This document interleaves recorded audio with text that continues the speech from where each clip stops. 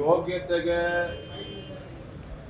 ಕಳೆದ 20 ತಿಂಗಳಿಂದ ರಾಜ್ಯದಲ್ಲಿ ಯಾವುದೇ ಒಂದು ಅಭಿವೃದ್ಧಿ ಕೆಲಸ ಕಾರ್ಯಗಳಿಗೆ ಚಾಲನೆ ನೀಡಿಲ್ಲ. ಇವ್ರ ಯೋಗ್ಯತೆಗೆ ಯಾವುದೇ ಶಾಸಕರ ವಿಧಾನಸಭಾ ಕ್ಷೇತ್ರಗಳಿಗೆ ಅಭಿವೃದ್ಧಿಗೆ ಹಣವನ್ನು ಕೊಡೋದಕ್ಕೆ ಸಾಧ್ಯ ಆಗಿಲ್ಲ.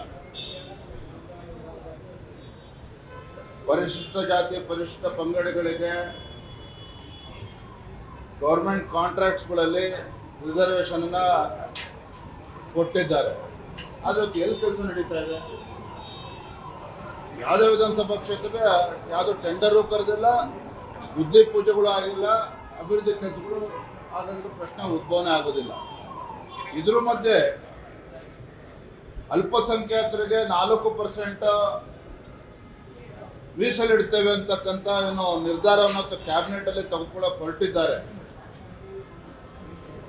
ಅಲ್ಪಸಂಖ್ಯಾತರು ಅಂತ ಹೇಳಿದ್ರೆ ಮುಸ್ಲಿಮರು ಮಾತ್ರನಾಗಿದ್ರೆ ಬೇರೆ ಯಾರು ಇಲ್ವಾ ಅಲ್ಪಸಂಖ್ಯಾತರು ಅಂತ ಹೇಳಿದ್ರೆ?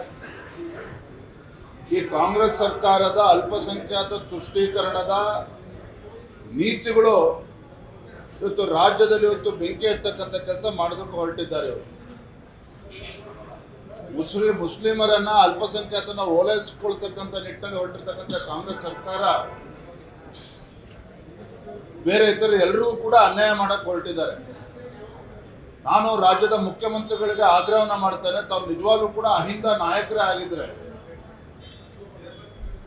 ನಿಜವಾಗ್ಲೂ ಕೂಡ ತಾವು ಅಹಿಂದ ನಾಯಕರೇ ಆಗಿದ್ದಿದ್ರೆ ಇಷ್ಟೊತ್ತಿಗಾಗಲೇ ಅನೇಕ ಹಿಂದುಳಿದ ಸಮಾಜಗಳೇನಿದ್ದಾವೆ ಆ ಸಮುದಾಯಗಳಿಗೆ ಇವತ್ತು ಆರ್ಥಿಕ ಶಕ್ತಿಯನ್ನು ನೀಡಿ ಗುಡಿ ಕೈಗಾರಿಕೆಗಳನ್ನ ಪ್ರೋತ್ಸಾಹ ಕೊಡ್ತಕ್ಕಂಥ ನಿಟ್ಟಿನಲ್ಲಿ ಕೈ ಜೋಡಿಸಬೇಕಾಗಿತ್ತು. ಮಡಿವಾಳರಿದ್ದಾರೆ, ಸವಿತಾ ಸಮಾಜ ಇದೆ, ಬೇರೆ ಬೇರೆ ಕಾಯಕ ಸಮುದಾಯಗಳು, ಅನೇಕ ಸಮುದಾಯಗಳು ಇವತ್ತು ನಮ್ಮ ನಾಡಿನಲ್ಲಿದೆ. ಆ ಕಾಯಕ ಸಮುದಾಯಗಳಿಗೆ ಆರ್ಥಿಕ ಶಕ್ತಿಯನ್ನು ಕೊಟ್ಟು ಅವರಿಗೆ ಮುಂದೆ ತರ್ತಕ್ಕಂಥ ಕೆಲಸ ಸಿದ್ದರಾಮಯ್ಯ ನೇತೃತ್ವದ ಕಾಂಗ್ರೆಸ್ ಸರ್ಕಾರದಲ್ಲಿ ಮಾಡೋದಕ್ಕೆ ಸಾಧ್ಯ ಆಗ್ತಾ ಇಲ್ಲ. ಅದರ ಬದಲಿಗೆ ಈಗ ಮುಸ್ಲಿಮರ ಓಲೈಕೆ ಮಾಡ್ತಕ್ಕಂಥ ಕೆಲಸ ಮಾಡೋಕ್ಕೆ ಹೊರಟಿದ್ದಾರೆ.